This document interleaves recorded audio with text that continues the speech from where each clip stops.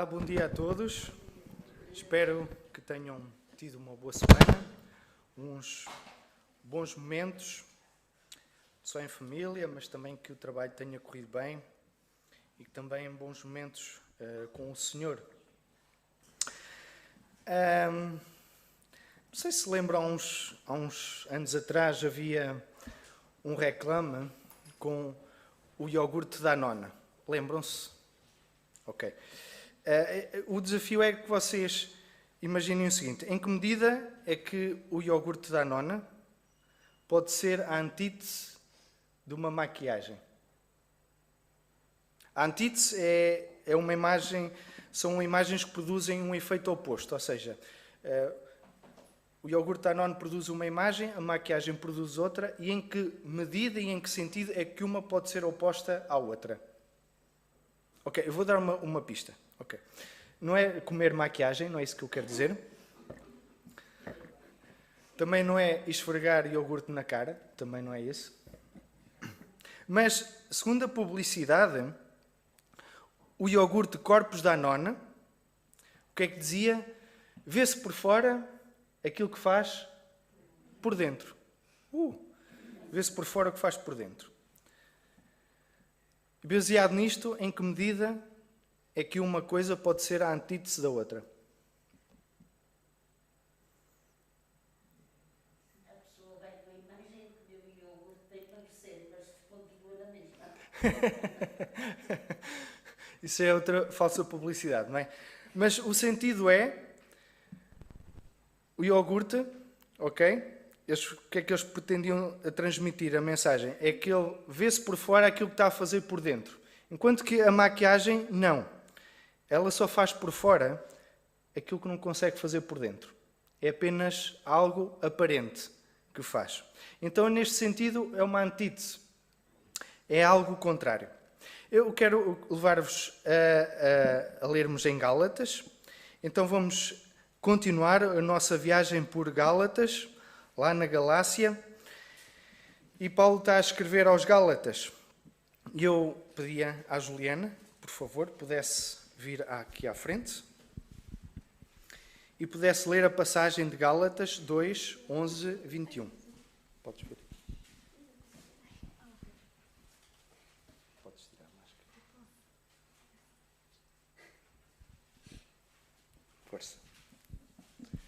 Então, vamos ler Gálatas 2, 11 a 21. Mas quando Pedro foi a Antioquia, resistiu-lhe fortemente, porque merecia ser repreendido. Com efeito, antes de terem chegado certas pessoas do grupo de Tiago, ele comia com os não-judeus. Mas quando chegaram essas pessoas, ele afastava-se e já não comia com eles, porque tinha medo dos partidários da circuncisão. Outros crentes de origem judaica caíram na mesma hipocrisia de Pedro e até o próprio Barnabé se deixou levar por essa atitude hipócrita. Quando viu que não estava a comportar-se como deviam em relação à verdade do Evangelho, disse a Pedro, diante de todos: Tu, que és judeu, tens vivido como os que não são judeus, sem seguir os costumes judaicos. Como é que então queres obrigar os não-judeus a seguir costumes judaicos? Nós somos judeus por nascimento e não somos pecadores como os não-judeus. Sabemos, porém, que uma pessoa não é justificada pelo cumprimento da lei, mas por meio da fé em Jesus Cristo. Ora, nós cremos em Jesus Cristo para sermos justificados pela fé e não por termos feito o que a lei manda.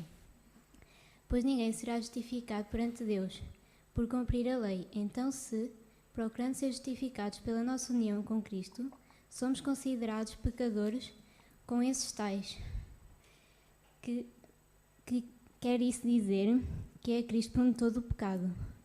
De modo nenhum. Se volto a construir aquilo que tinha destruído, então mostro-me culpado. Morri no que respeita à lei. Foi a mesma lei que me fez morrer, para eu viver para Deus. Estou crucificado com Cristo. Por isso, já não sou eu que vivo, é Cristo que vive em mim. A minha vida presente vivo-a por meio da fé no Filho de Deus, que que me amou e deu a sua vida por mim. Não desprezo a graça de Deus, pois se alguém pudesse ser justificado pelo cumprimento da lei, então a morte de Cristo nada serviria. Obrigado. Obrigado.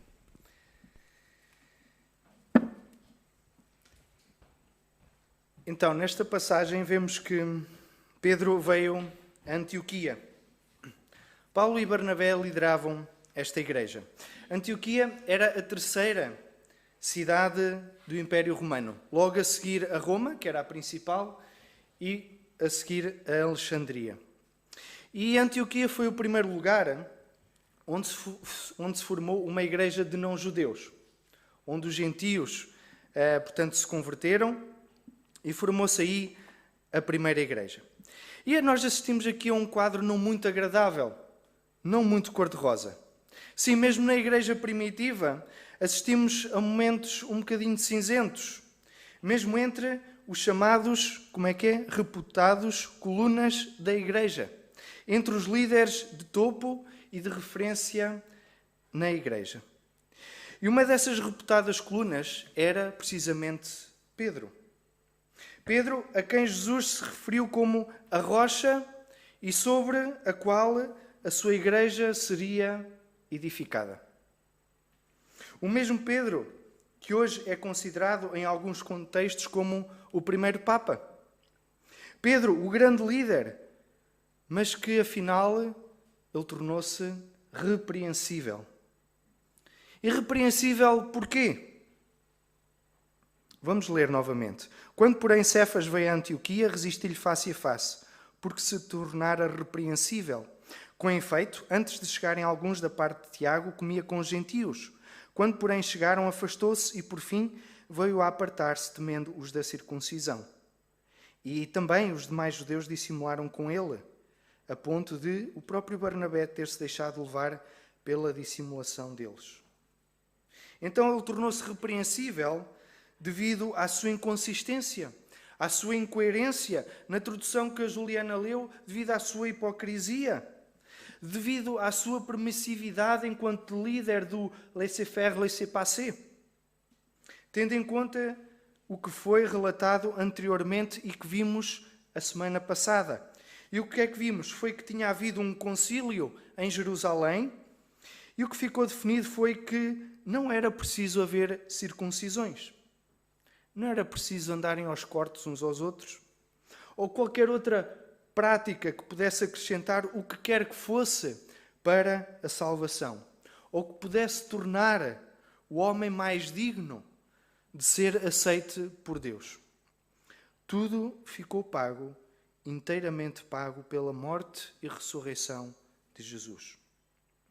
E Pedro aqui, ele é repreendido porque deixaram de proceder, no versículo 14, deixaram de proceder corretamente segundo a verdade do Evangelho. Esta é a causa da repreensão de Pedro. E é de resto para mim este o versículo-chave desta passagem, porque é o que motiva toda esta intervenção de Paulo.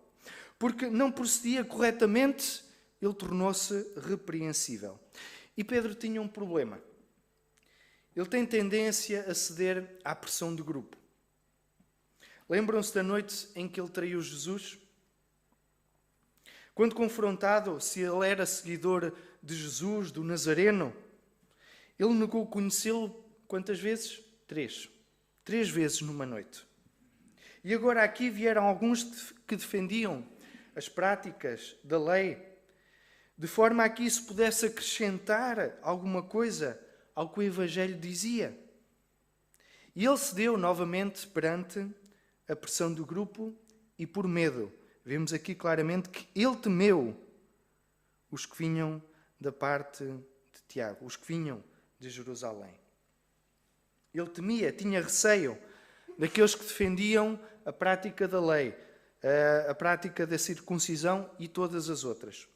Então, o grupo que veio de Jerusalém, os chamados judaizantes, ou cristãos partidários da circuncisão, que pensavam que se pudesse acrescentar ou dar continuidade às práticas cerimoniais da lei, como que se isso aperfeiçoasse o que já estava perfeito, o verdadeiro Evangelho.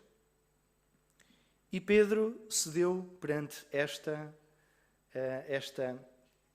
presença. E vimos que uma dessas práticas era a circuncisão, outra era o judeu privar-se de comer e de estar com os gentios, de entrar nas suas casas e também não comer determinado tipo de comidas. Vejam que Pedro ele é repreendido publicamente, porque a sua atitude foi visível e era conhecida perante os da sua comunidade. E notem esta sequência de Pedro, não é? Comia, primeiramente, depois afastou-se e, por fim, apartou-se. É o que se chama uma retirada estratégica. De mansinho, a assobiar para o lado, ele pôs-se ao fresco. Não, o chico espertismo no seu melhor, não é? Ui, isto vai dar muito trabalho, isto vai dar muita inquietação. Eu vou-me afastar devagarinho, de mansinho, sem ninguém dar conta, e vou-me pôr ao fresco.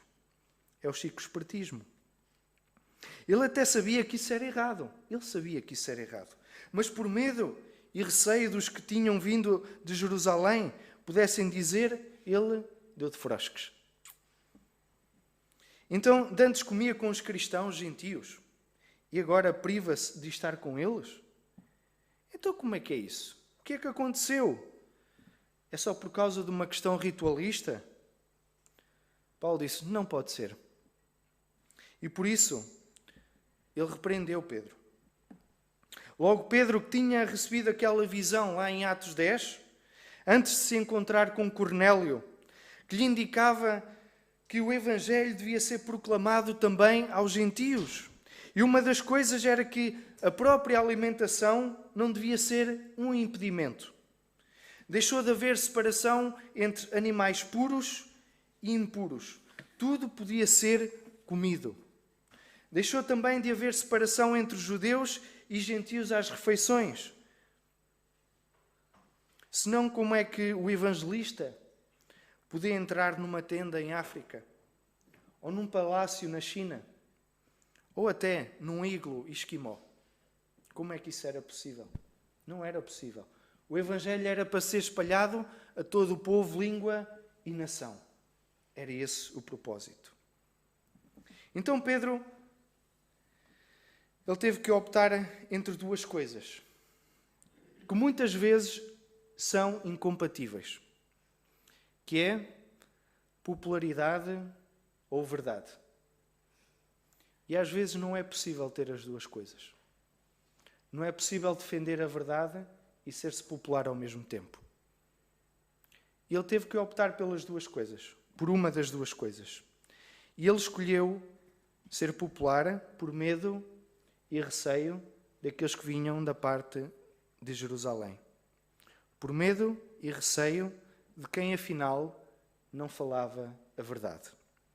E por isso, Paulo, apercebendo-se disso, repreendeu. E vemos aqui a proatividade de Paulo em defesa do Evangelho.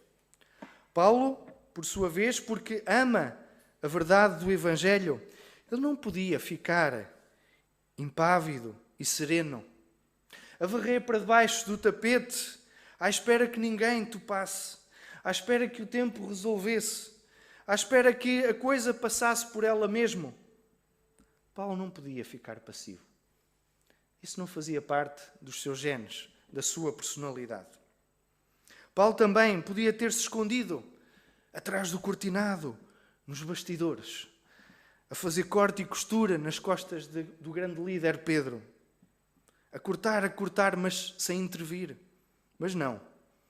Paulo, que tinha sido o mais zeloso dos fariseus, o mais exímio cumpridor das leis, que experimentou a liberdade que o Evangelho lhe trouxe de todas essas normas e práticas que são inúteis à luz do Evangelho.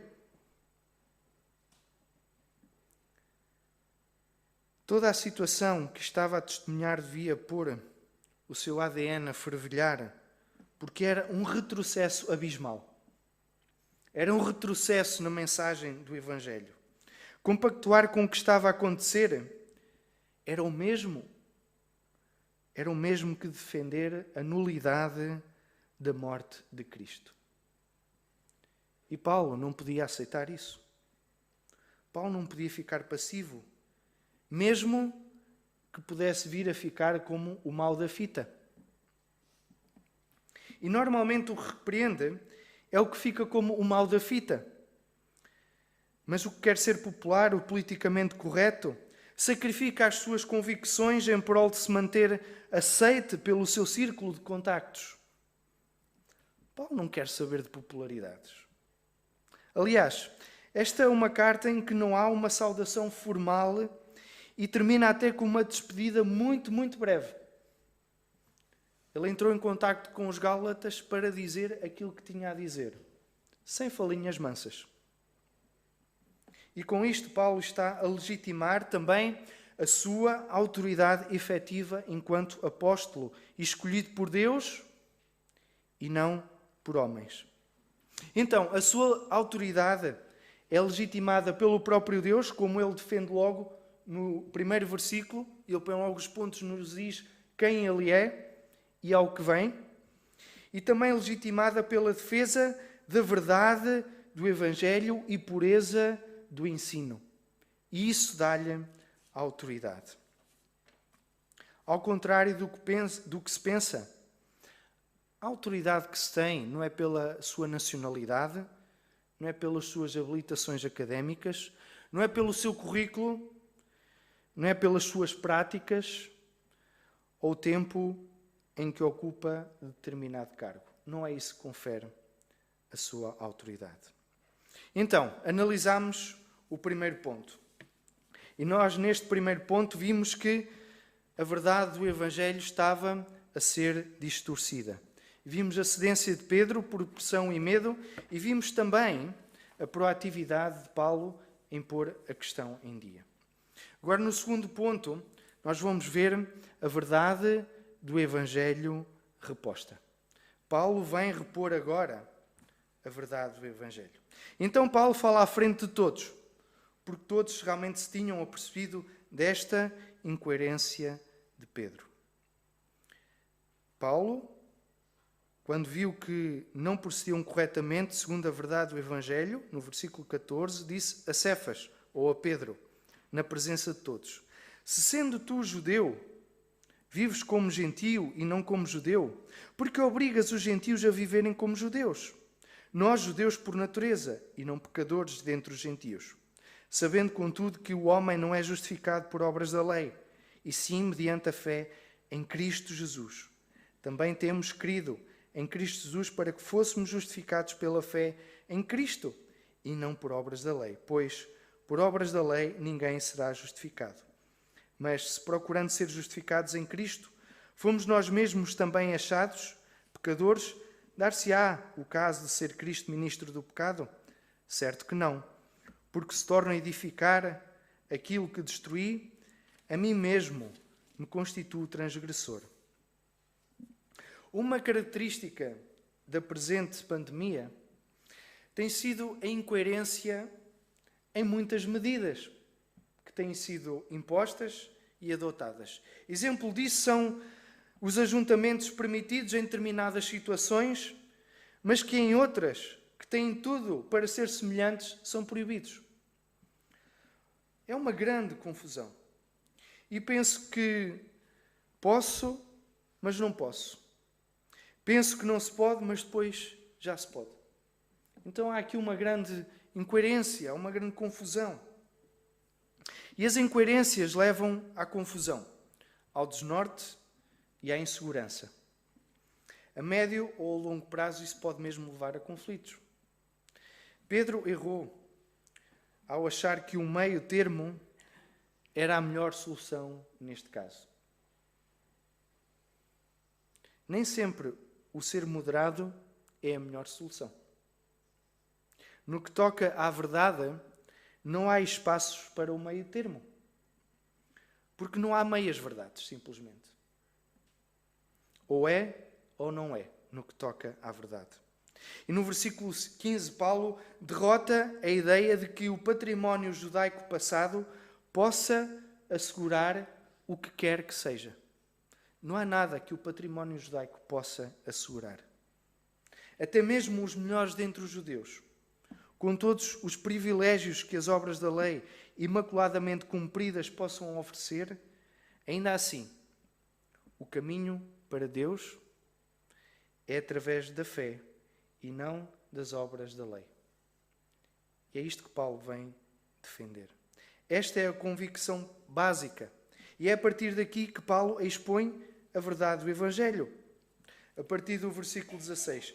Paulo expõe a absoluta e firme necessidade da doutrina da justificação pela graça mediante a fé. No versículo 16 vemos isso por 3 vezes. A primeira de uma forma geral, que é o homem não é justificado. Não é justificado por quê? Por obras da lei. A segunda de uma forma pessoal, para que fôssemos justificados pela fé. E depois a terceira de uma forma universal. Ninguém será justificado por obras da lei. Ser-se justificado é ser-se declarado não culpado. É ser-se declarado inocente perante a lei que nos rege, que nos orienta. E isso só foi possível porque Cristo assumiu o lugar de culpado no nosso lugar. De uma forma gratuita, de uma forma incondicional. E agora todo o que nele crer, Deus vê espelhado o seu Filho e por isso não será condenado. Porque nele está espelhado a justiça do Filho que foi sacrificado. O que tem então a lei que faça dela um meio inaceitável para a salvação? A lei vem apenas servir de espelho para revelar o pecado e não a cura para ele. É isso que faz a lei. Ela vem apenas revelar quão miseráveis nós somos, quão imperfeitos nós somos. E nela não reside nenhuma cura para o pecado. Através da lei vemos que a raiz da pecaminosidade está no coração de cada um de nós e não nas nossas ações, pois elas revelam simplesmente aquilo que vai cá dentro. Revela-se na forma externa aquilo que vai cá dentro. E por mais maquiagem que nós possamos usar pelas obras que nós façamos, nada disso vai mudar o nosso interior. Porque realmente, como disse o Carlos a semana passada, a transformação é interior. O exterior é apenas conformação, conformismo. Mesmo que possam ser maquiadas de boas obras, tal não é suficiente.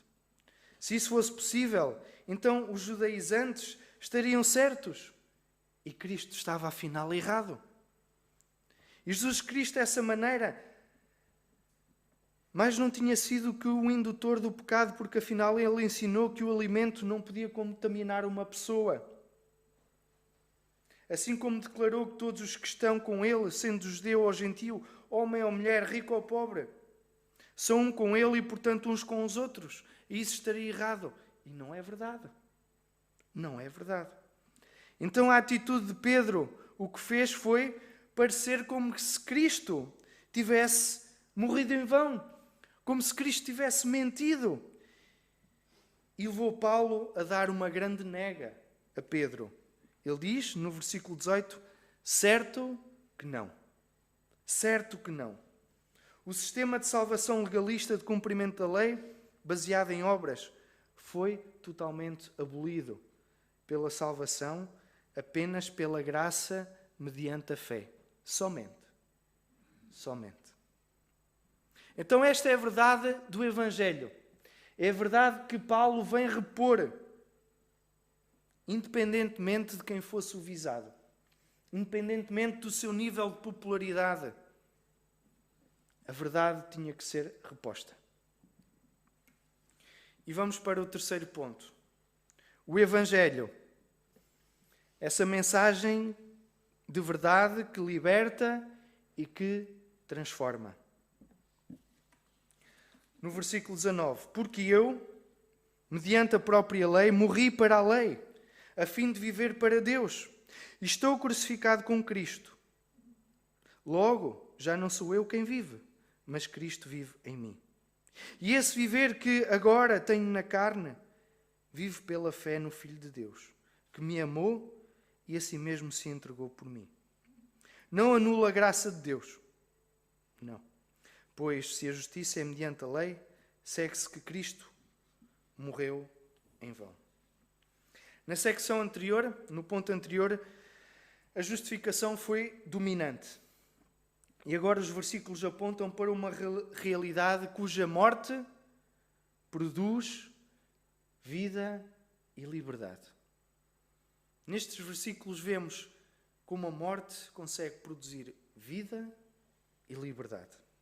A verdade que Paulo vem defender e repor é uma verdade que produz transformação no foco da nossa vida, que produz transformação no propósito da nossa vida e que produz transformação na motivação com que nós vivemos a nossa vida.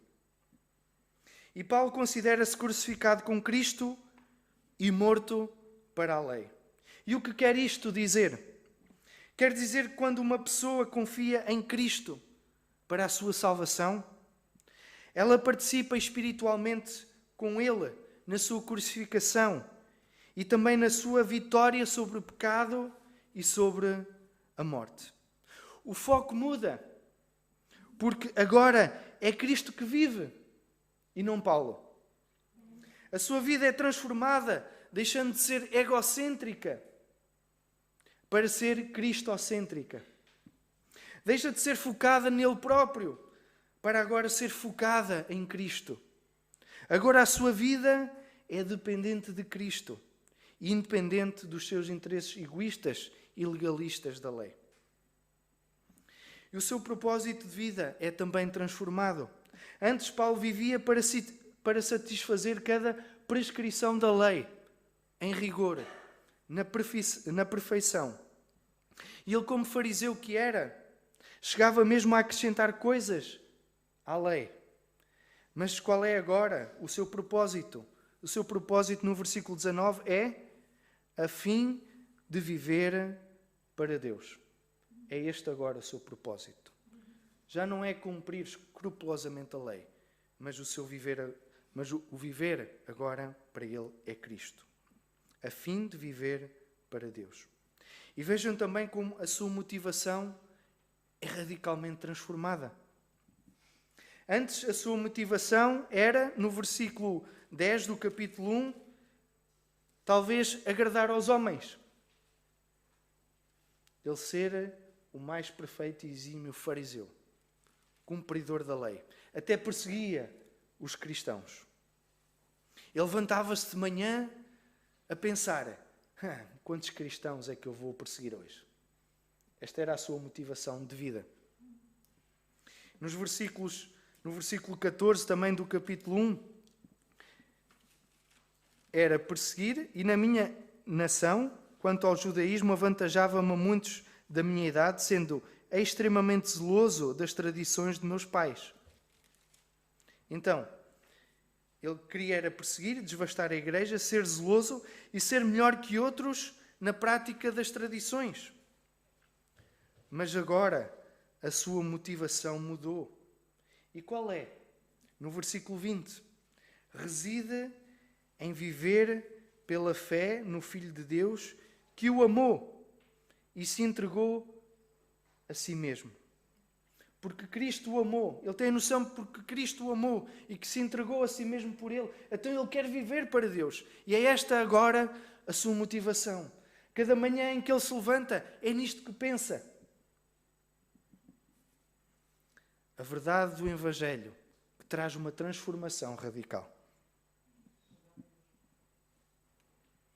Esta é a ação transformadora e também libertadora do Evangelho verdadeiro. O Evangelho verdadeiro. Morrer no sentido de deixar algo para trás que o prendia e passar a viver sem estar constrangido por um conjunto de normas e de regras. A sua vida mudou de foco, porque ficou agora centrada em quem Deus é e naquilo que Ele fez através do seu Filho pela sua morte sacrificial. Porque nada, a não ser o amor, motivaria Deus o suficiente para enviar o seu Filho à cruz. E também nada, a não ser o amor, moveria o Filho a aceitar essa missão de forma voluntária e incondicional. A vida que agora vive, Paulo, vive liberto porque a justiça foi feita e vive agora liberto de qualquer castigo na eternidade futura. Porque o castigo, como diz em Isaías, o castigo que nos traz a paz esteve sobre Cristo. Paulo, no versículo 21, conclui que Pedro, ao se deixar seduzir e ceder ao medo dos judaizantes, estava como que a dizer que o sacrifício de Cristo tinha sido desnecessário e a negar a necessidade da graça de Deus, anulando dessa forma o benefício da morte de Cristo. Também todo aquele que julga que pode obter a salvação pelos seus próprios esforços ou boas obras consideram a morte de Cristo desnecessária e inútil e por isso serão condenados em seus delitos e pecados, porque desprezaram a sua morte e, por conseguinte, as suas vidas jamais serão transformadas e continuarão escravizadas ao que isso sim é algo completamente desnecessário. Por isso, dá vontade de dizer no capítulo seguinte: ó Gálatas insensatos. Mas isso serão cenas do próximo episódio, na próxima semana. O principal problema do homem é alcançar uma posição justa perante Deus, é conseguir fazê-lo. E por mais que ele tente, jamais o vai conseguir por ele próprio, por ele mesmo. Isso porquê? Porque ele é incapaz de o fazer por si mesmo. Pois ninguém é considerado justo ou justificado, considerado inocente perante Deus, pela prática da lei ou de qualquer boa obra ou do que quer que seja. E essa posição tem, portanto, que ser alcançada por alguém. E esse alguém é Jesus Cristo. Pois Ele entregou-se a si mesmo pelos nossos pecados, a fim de nos resgatar, arrancar-nos deste mundo perverso, como está em Gálatas 1,4, diz: o qual se entregou a si mesmo pelos nossos pecados para nos desarraigar, para nos arrancar. Como arrancar uma erva daninha, tem que se arrancar todas as raízes. Ele quis nos arrancar de todo esse domínio. E essa posição tem, portanto, de ser alcançada por alguém. E só Cristo foi capaz de o fazer. O que Cristo oferece, por mais que tu negues, está ao teu alcance. Está ao alcance daqueles que apenas depositarem nele a sua inteira confiança para a salvação. E se arrependerem dos seus pecados. Como é que nós estamos a reagir quando identificamos algo que não está de acordo com o Evangelho? Saímos de mansinho, estrategicamente, sem ninguém se aperceber. A assobiar para o lado, assim a Chico esperto. Só naquela tentativa hipócrita de ficar bem com todos. Na tentativa de a nossa popularidade se manter intacta. Será medo de represálias? Medo de não ser aceito pelo grupo? Medo de me despedirem, de me cortarem o salário? Onde estão firmadas as nossas convicções? Haverá outra verdade mais verdadeira do que esta verdade do Evangelho? Haverá outra liberdade mais completa transformadora e libertadora do que a verdade do Evangelho? Então, por que vacilamos? Porque vamos atrás? Porque cedemos à pressão do grupo? Ou então, porque não confrontamos o que identificamos de errado, em graça e em amor? Não com o sentido de humilhar, mas com o sentido de corrigir e restaurar algo precioso como a verdade do Evangelho. A verdade vos libertará. Como tem sido a coerência das nossas vidas? Onde quer que nós estejamos. Em casa, no trabalho. E tu, amigo, onde tens procurado reconciliar-te com Deus? Talvez tenhas feito muitos sacrifícios pessoais. Talvez tenhas tentado portar-te bem. Talvez tenhas tentado cumprir muitas promessas. Talvez tenhas até tentado fugir de Deus. Mas há esperança. As boas novas do Evangelho, as boas notícias de Deus para ti, são que não precisas de fazer nada. Está tudo feito. Apenas crer na graça que há em Cristo Jesus pela fé, no seu sacrifício perfeito e completo na cruz e na sua ressurreição. A sua vitória será a tua vitória se tu creres. Esse Evangelho tem um poder transformador na tua vida. Ele pode transformar o foco da tua vida. Pode transformar o teu propósito de vida. E também a tua motivação de vida. Deixa-me terminar com as palavras de Jesus.